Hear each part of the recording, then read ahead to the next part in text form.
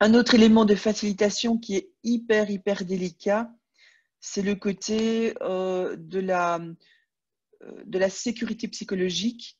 Donc, c'est dans quelle mesure est-ce que moi, en tant que participante, je suis prête à donner mon opinion? Est-ce que je suis prête à dévoiler mes préoccupations, mes vulnérabilités, alors que je suis dans un groupe, soit avec des gens que je ne connais pas du tout? Je ne sais pas si je peux faire confiance dans ce facilitateur que je ne connais pas ou dans le processus qu'on va appliquer. Je ne sais pas qu'est-ce qu'on va faire de l'information que je vais donner. Et encore pire, c'est quand ben voilà, je suis dans un groupe, dans mon équipe, et je sais qu'il y a des difficultés dans mon équipe, ou je sais qu'il y a toujours que la confidentialité n'est pas respectée, ou que voilà, ce que je vais dire ici va être utilisé contre moi plus tard. Et ça, en tant que facilitateur, on ne sait pas toujours juger ou jauger. Est-ce qu'il y a une réelle neutralité ici? Est-ce qu'il y a un réel désir de respecter cette confidentialité? Ou est-ce qu'effectivement, nous, on va amener des gens à se porter, à se montrer vulnérables ou à partager des opinions non populaires, et puis ils vont se faire ramasser après? Et ça, c'est très dommageable pour le travail qu'on fait. C'est évidemment encore plus dommageable pour la personne en question, pour la relation de confiance qu'elle peut avoir, et aussi pour sa capacité à pouvoir, à l'avenir, participer à ce genre d'activité.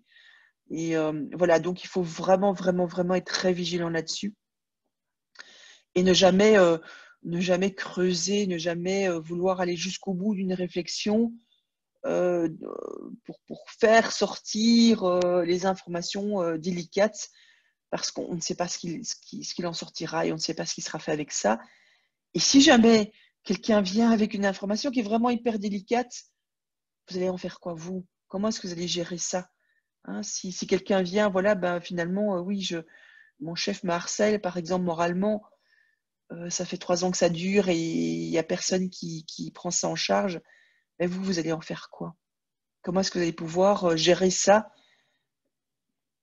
avec la personne et dans le groupe dans lequel ça se dit? Hein, donc, si vous n'avez pas les outils, l'expérience, s'il n'y a pas le travail préalable qui a été fait, si vous ne savez pas ce qui sera fait de cette information, voilà, donc c'est hyper prudent, enfin hyper délicat. Vous pouvez parfois avoir des commanditaires qui essayent de creuser auprès de vous, tiens, mais qu'est-ce qui s'est dit, qu'est-ce qu'ils ont fait, voilà, très délicat aussi. Et l'idéalement, évidemment, c'est que chacun puisse partager de manière honnête et authentique, et que voilà, que même si le commanditaire, même si mon chef est dans la salle, que voilà, que je puisse m'exprimer relativement pleinement, authentiquement. Et là, comment est-ce que je fais? Bah, ça peut être de créer des groupes différents, et donc à ce moment-là, c'est pas moi qui partage une information, mais moi je partage une information dans mon duo, et puis ce duo partage une information dans le quatuor, et puis c'est dit en plénière, mais c'est pas dit, c'est pas moi qui dis ça, donc le chef ne peut pas nécessairement le remettre chez moi, et c'est dit de manière euh, anonyme, c'est-à-dire que c'est pas une anecdote qu'on prend, mais c'est une structure d'information. Voilà, mais ça reste hyper délicat. Hein, donc attention à ça. Allez, à bientôt.